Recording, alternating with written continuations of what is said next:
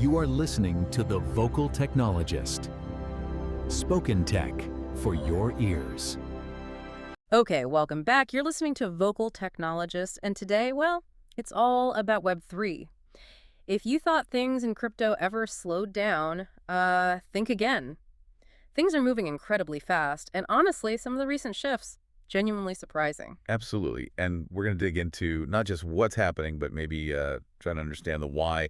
We'll look at these market moves that don't quite add up at first glance, some really important regulatory steps, and then, yeah, some tech that's actually making crypto useful in the real world. Sounds good. So let's start with the market then, because this is a bit of a head-scratcher. We got that U.S. jobs report, right? Pretty weak, only 22,000 jobs added versus, 75,000 expected? Yeah, dismal numbers. And you'd think, okay, bad news for the economy, maybe good for Bitcoin, especially since it looks like the Fed is definitely cutting rates in September. Probability's at 100% now for that cut. Yet Bitcoin's just sitting there, stuck below $112,000. What gives? Yeah, it's charting its own path, it seems. Technically speaking, what we've seen is a bearish double top breakdown. Okay, break that down. So imagine the price tried hitting a high point twice, failed both times, and then dropped below a key support level, its neckline. For Bitcoin, that was $111,982. Right.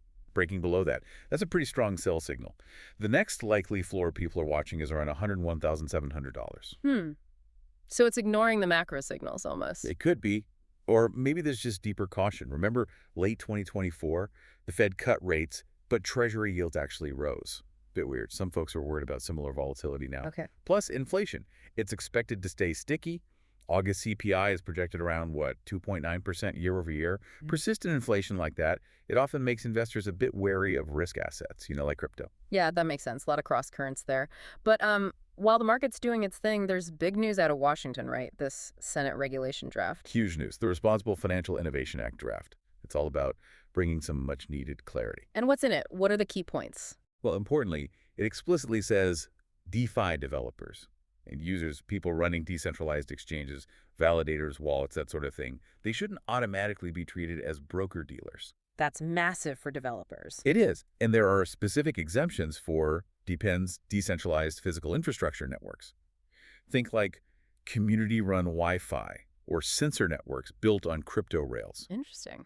And it also clarifies that things like staking rewards and airdrops, not securities offerings. That's been a big gray area. Okay, so trying to draw some clear lines. What's the goal here politically? The aim, it seems, is to get this aligned with the House's own clarity bill and potentially get something on President Trump's desk by the end of the year. Yeah. It's about creating predictable rules so innovation can actually happen. Yeah, you need that foundation. And speaking of building, let's talk innovation, because some of this stuff is genuinely cool, moving beyond just trading, like FreePay. Ah, yeah, FreePay. That's the open source platform, right? For in-person crypto payments using just an NFC tap. Exactly. Works with any wallet, any blockchain, any token. No special hardware, just tap your phone. Which is great for adoption. Right. Think about it for businesses. Instant settlement, no chargebacks, potentially lower fees than Visa or MasterCard. That feels like real utility. It absolutely is. And you see big players moving too.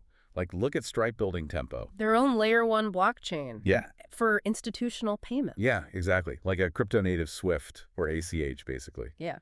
And it's interesting they chose an L1, not an Ethereum L2. Why is that? They said it's to ensure a truly decentralized set of validators. For institutional use, that kind of neutrality and trust is paramount. They can't have it controlled by just a few entities. Makes sense. So businesses want that instant settlement, the lower fees, better cross-border stuff. Definitely. Yeah. And now, with regulatory frameworks like the Genius Act for stablecoins in the U.S. and MiCA over in Europe, there's a clearer path for doing this compliantly. It's moving beyond speculation. It feels like the tech is maturing alongside the regulation, which brings us to Ethereum itself. Heard about Justin Drake's lean Ethereum idea. Oh, yeah. The push for, 10,000 plus transactions per second directly on layer 1? Yeah, and verifiable from a phone. That's wild. Using real-time ZKVM. Those zero-knowledge virtual machines, yeah.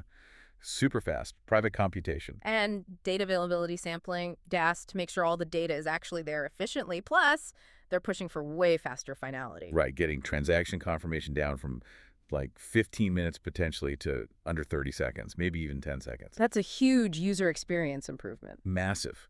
And you see the demand reflected in the stablecoin supply on Ethereum hit a record high, $172.2 billion. It's becoming a major settlement layer. And other chains are noticing, like CELO moving to become an L2. Yeah, successful migration. And look at the results. Security costs down 99.8%, transaction costs slashed by 560 times. It just shows the power of that layer 2 scaling approach. Incredible numbers. So, okay, we've covered a lot. Bitcoin being weird, regulation hopefully getting clearer, real-world payments taking off, and Ethereum getting faster and cheaper. It's a lot moving at once. So wrapping this up, what's the takeaway for you listening right now? Well, I guess the question is, as these pieces the show, the tech, the regulation, the real-world use cases start to lock into place, how is this going to change your day-to-day?